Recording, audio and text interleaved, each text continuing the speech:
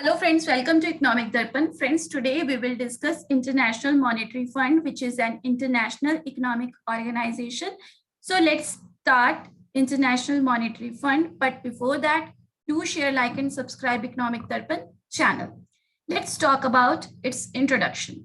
Friends, after the Great Depression of 1930 and World War II, जो world की developed countries थी उन्होंने almost अपनी ट्रेड को रिस्ट्रिक्ट कर लिया था। दैट मीन्स कि बहुत ज्यादा एक्सचेंज कंट्रोल लगा दिए, टैरिफ्स लगा दिए, अपने ट्रेड को उन्होंने बहुत ज्यादा रिस्ट्रिक्शंस लगा दी, जिसकी वजह से क्या हुआ कि जो अंडर डेवलप्ड कंट्रीज थी उनके बैलेंस ऑफ पेमेंट में डिसइक्विलिब्रियम होने लगा। दैट मीन्स कि उनके बैलेंस ऑफ पेमेंट पे इसका एडवर्स इफेक्ट होने लगा, जिसकी वजह से 1944 को एक ब्रेटन वुड्स में कॉन्फ्रेंस रखी गई, जहां पे प्रपोजल दिया गया इंटरनेशनल मॉनेटरी फंड का, वर्ल्ड बैंक का और इंटरनेशनल ट्रेड ऑर्गेनाइजेशन का। जो इंटरनेशनल ट्रेड ऑर्गेनाइजेशन है उसको अब हम वर्ल्ड ट्रेड ऑर्गेनाइजेशन के नाम से जानते हैं। तो 1945 में आईएमएफ और वर्ल्ड बैंक बनके तैयार हुआ। Friends, we will discuss world bank and world trade organization also in the upcoming video, but today we will discuss only international monetary fund. तो जॉन केन्स और हैरी डेक्स्टर वाइट जो economist थे उनको founding father बोला जाता है world bank का और इंटरनेशनल मॉनेटरी फंड का। Now let's talk about the international monetary fund कि इंटरनेशनल मॉनेटरी फंड आखिर असल में है क्या। The purpose of international monetary fund is to secure and promote economic and financial cooperation among the member countries.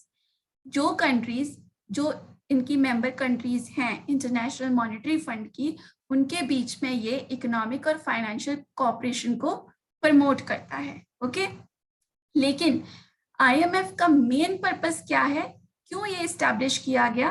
तो ये इसलिए इस्टेब्लिश किया गया था कि जो इनकी मेंबर कंट्रीज हैं, अगर उनके बैलेंस ऑफ पेमेंट में कोई डिसइक्विलिब्रियम आ जाता है तो उसको करेक्ट करने के लिए वो आईएमएफ के पास जा सकती हैं, उनसे असिस्टेंस ले सकती हैं, वो उनको एज अ लोन प्रोवाइड करेगा, जिसकी वजह से क्या है कि वो अपने बैलेंस ऑफ पेमेंट को करेक्ट कर सकती हैं। लेकिन इम्पॉर्टेंट चीज इसमें ये है कि ये जो असिस्टेंस होती है जो आईएमएफ प्रोवाइड करता है वो सिर्फ और सिर्फ शॉर्ट टर्म के लिए होती है। ओके, ये चीज दिमाग में मतलब माइंड में रखनी पड़ेगी कि जो आईएमएफ असिस्टेंस प्रोवाइड करता है, जो फैसिलिटीज देता है या जो हेल्प करता है अपनी मेंबर नेशंस के बैलेंस ऑफ पेमेंट को करेक्ट करने के लिए, वो कितने टर्म के लिए होती है, लॉन्ग टाइम के लिए होती है या शॉर्ट टाइम के लिए होती है?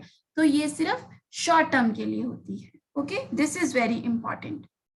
Now let's talk about the objectives of the IMF. First objective is to promote international monetary cooperation among the member nations. जो इनकी member countries हैं उनके बीच में ये monetary cooperation को promote करता है। Next is to facilitate faster and balanced growth of international trade. International trade को promote करने के लिए ही IMF को establish किया गया था। तो ये international trade को balance रखता है।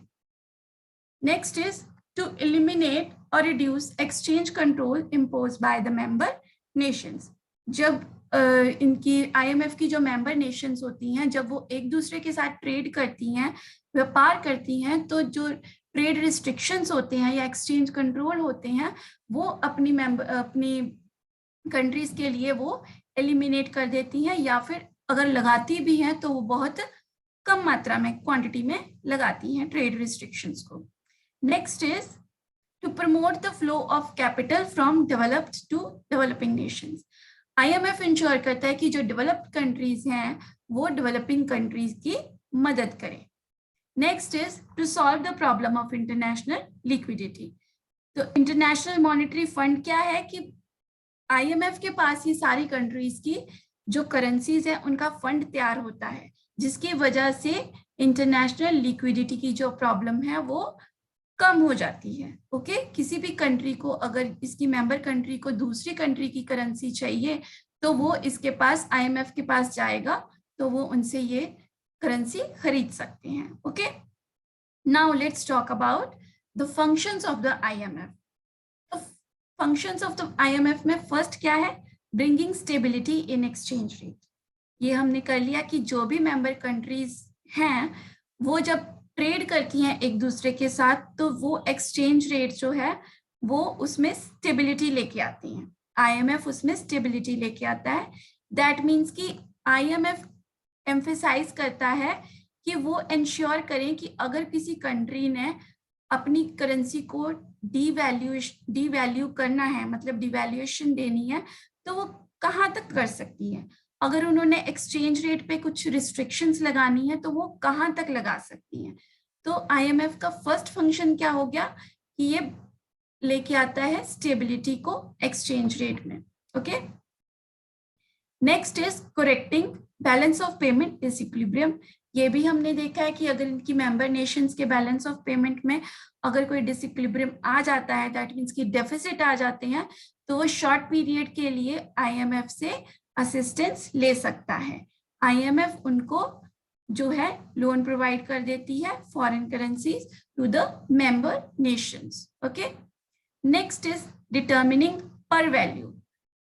पर वैल्यू क्या है कि जब IMF बनके तैयार हुआ, एग्रीमेंट इसका तैयार हुआ, तो इसमें एक आर्टिकल है कि every member nation should declare the par value of its currency in terms of gold और US डॉलर्स, कि जो इसके मेंबर कंट्रीज हैं उनको अपनी करेंसी की वैल्यू या तो गोल्ड में देनी पड़ेगी या फिर किस में देनी पड़ेगी, US डॉलर में, सो दैट कि जो वर्ल्ड ट्रेड है वो स्मूथली वर्क कर सके, IMF स्मूथली वर्क कर सके। Okay, next is balancing demand and supply of currency.